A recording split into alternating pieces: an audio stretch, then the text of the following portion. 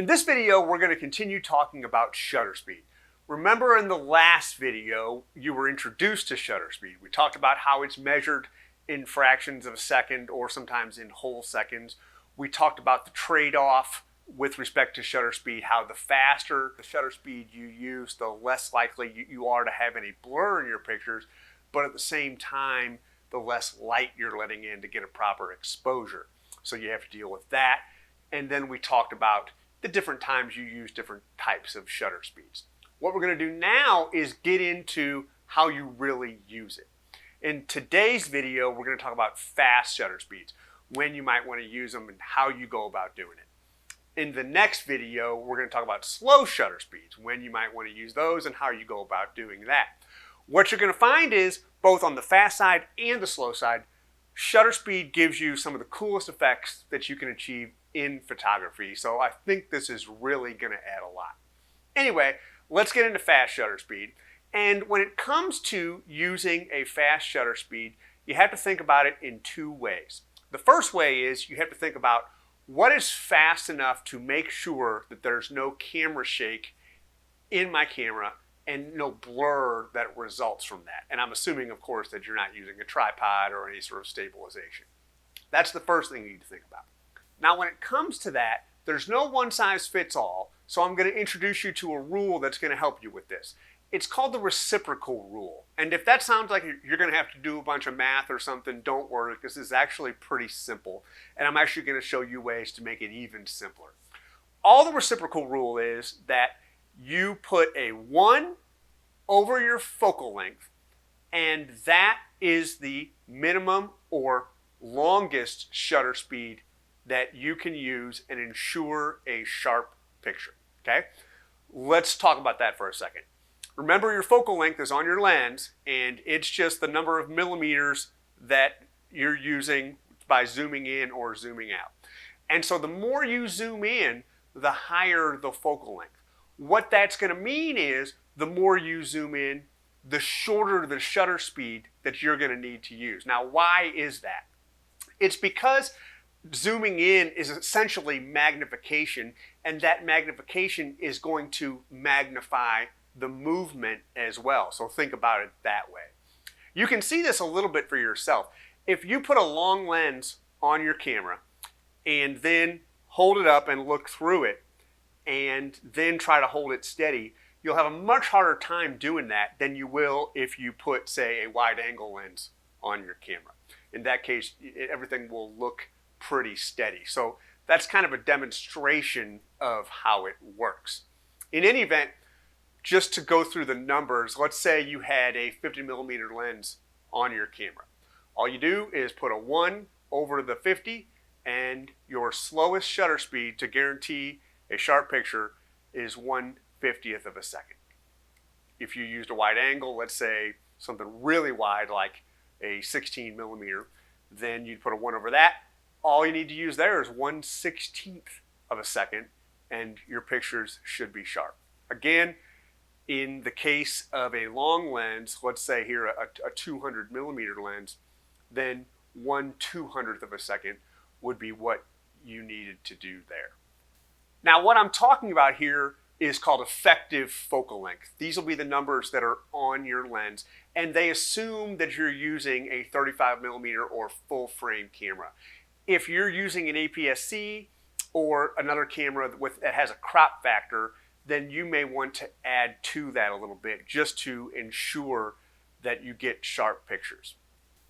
Now, I understand that you're not going to want to go through this exercise every time you snap a picture. You don't want to have to look every time, where did I turn the ring, see where you are, and then see what a minimum shutter speed is. So here's kind of how I recommend you go about doing it. In the case of, say, a wide angle lens, I have here a 16 to 35 millimeter lens, which is pretty common. Something like a 17 to 40, 16 to 35, something along those lines is something people use in the landscape context a lot.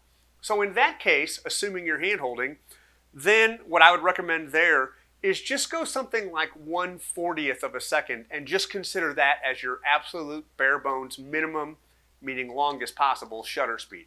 And if you do that, then no matter what you do with this lens, you'll be in good shape. In the case of a long lens, and I would say something like a 70 to 200 is a pretty common long lens for people, then in that case, just make sure you're using 1/200th of a second or shorter, and then in that case, you should never have any problems. That way, you don't have to go through this exercise of putting a 1 over, whatever focal length you're using. You can do that, but that just seems a little cumbersome. Now, how do you go about doing this? In other words, if you just change your shutter speed without doing anything else, then you're either going to overexpose or underexpose your picture. So you have to keep in mind the exposure triangle.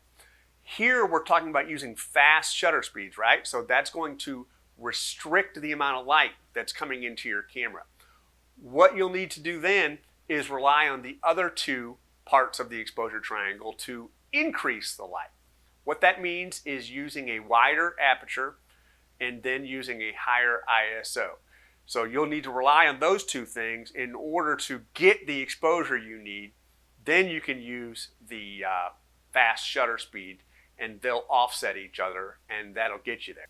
Now, what we've talked about so far is using a fast enough shutter speed that you can offset any shake or movement in your camera. What about when you want to capture a really fast moving subject or something in your frame that's moving really fast? You want it to appear to be frozen, and it's referred to as stopping the action. What do you do if you need to do that? In that case, what you're going to need to do is use a really fast shutter speed.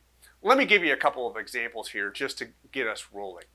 These are a couple pictures I took of my daughter in the pool, and what I was trying to capture here was the movement of the water and to freeze it as she flipped it with her hair.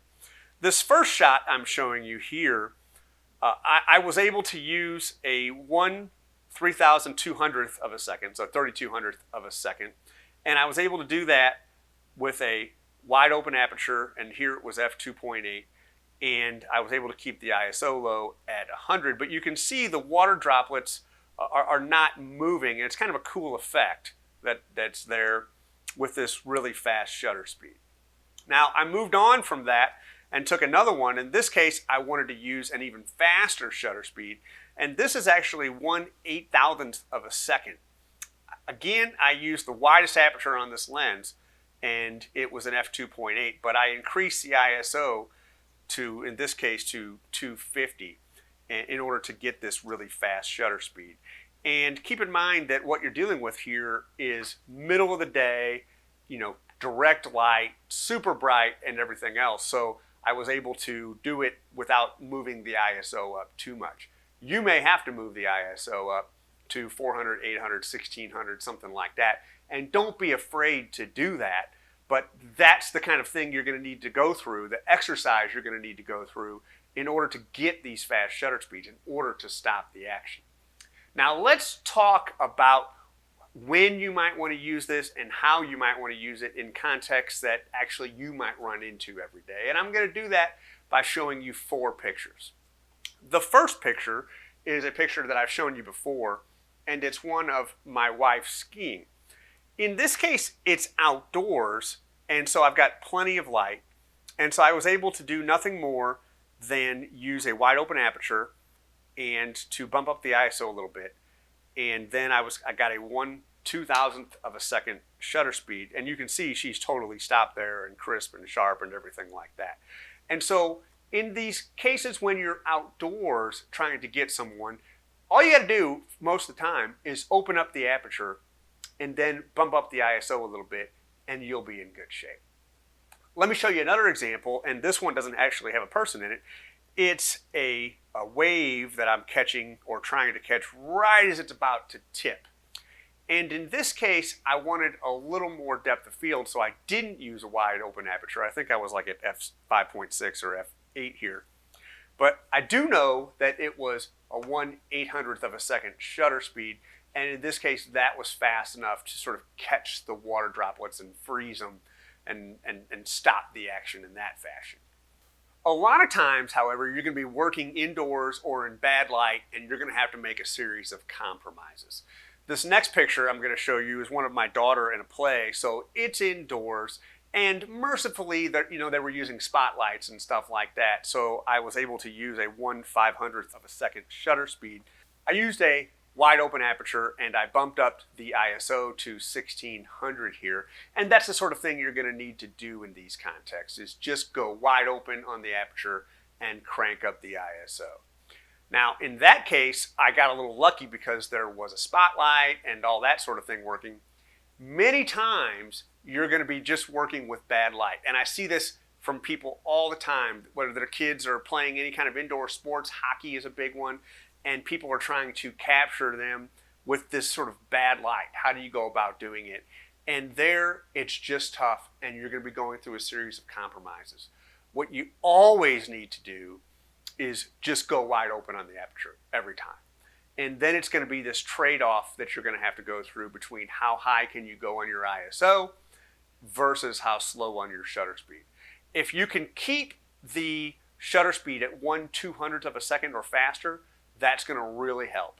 And if you can get away with an ISO of say 1600, that's going to really help too. So if you can make it work in that way, then I would consider yourself fortunate. If you can't, then you're going to have to either go a little slower, which you can get away with if your subject's not moving too fast. Otherwise, you're going to have to really crank up the ISO and then just deal with the digital noise. Anyway, with respect to this picture, all I was able to muster, given the terrible light, was 1/200th of a second. And you can see here in the jump, I've pretty much captured the movement. I wish I could have used a faster shutter speed though, because you can see some movement in the foot. I'm not sure if you can see it on your screen, but if you did zoom in or look at it closely, you would see that. So again, you're just going to have to make these series of compromises when it comes to a low light situation. I will say it's more important to use a faster shutter speed than a higher ISO, so err on the side of the fast shutter speed if you have to make a decision. So those are some examples that I've created, and now it's time for you to put this technique to work and see what you can do. And so in today's assignment, what I want you to do is go about stopping the action. And we've done this enough that I know that a lot of you in this course are here because you want to take pictures of your kids or grandkids or nephews or whatever, and this is a really good time to do that. So what I want you to do is take a picture of a person. And I'm saying a picture like you're just going to take one. You're going to have to take a lot and then pick the best one. But try this. It's a trial and error process where you're going to stop the action from whatever they're doing. Now, what should they be doing? It can be anything. And let me tell you some things that other people have done in my courses that have been really cool.